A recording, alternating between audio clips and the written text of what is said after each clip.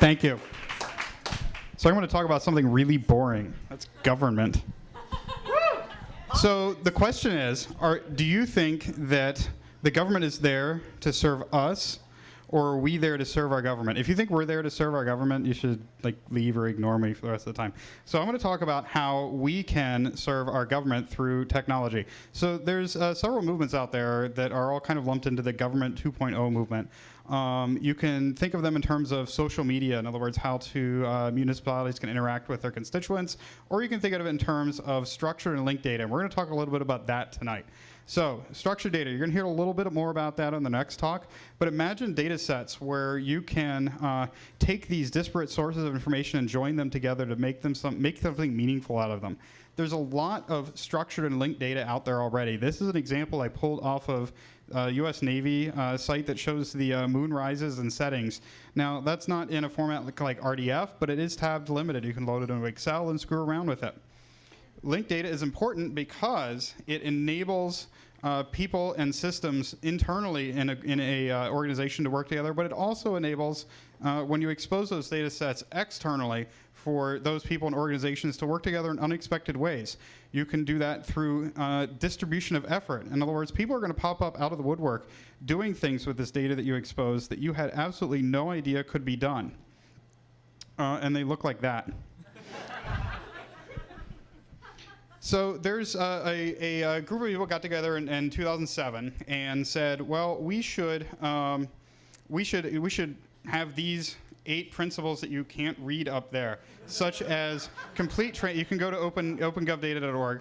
And then another important thing is peer review. How many people here are scientists? Everybody knows about peer review and they're scientists, right? So what do we want? We want evidence-based change. When do we want it? After peer review. You know, why is this new?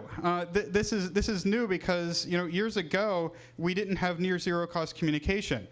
This guy, Yoke Benkler, wrote a book called The Wealth of Networks, where he talked about the network effect of peer production, and that is where, well, we'll talk about that later.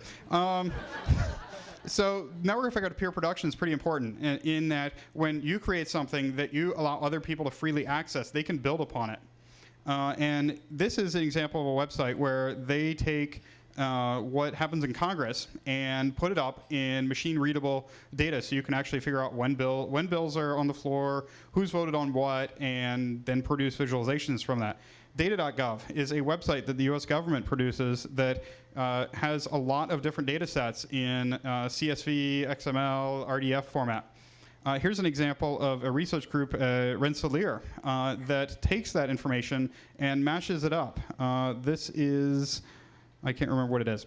There's this group that has started fairly recently. It's not exactly a linked data group, but it's a kind of a clearinghouse and a resource for municipalities to get together. Their basic premise is that there's lots of, wow, man. So here's another way that you can get involved.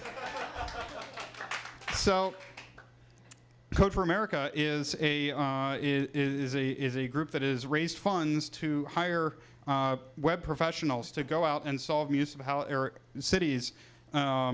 Yeah, we'll talk a little bit more about this. Solve cities' problems. They've been hired by Boston, Philadelphia, Seattle to build specific systems. They're going to go and live for about a month and get embedded and then go away and write software that's going to be free and can be shared with other municipalities to solve these problems.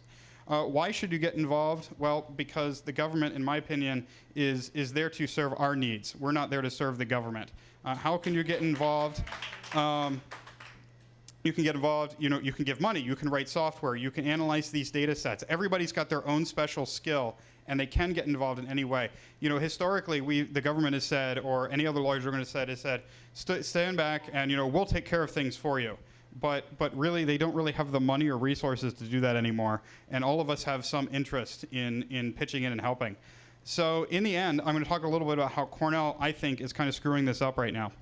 So you can look at Cornell as a government. Is it there to serve its faculty? and its students, or is it there to lord over them? I think it's there to serve them. So under that model, they're implementing all these software systems that are ended up closing these data sources and preventing people from having access to these and making it so the units can't actually fulfill their mission.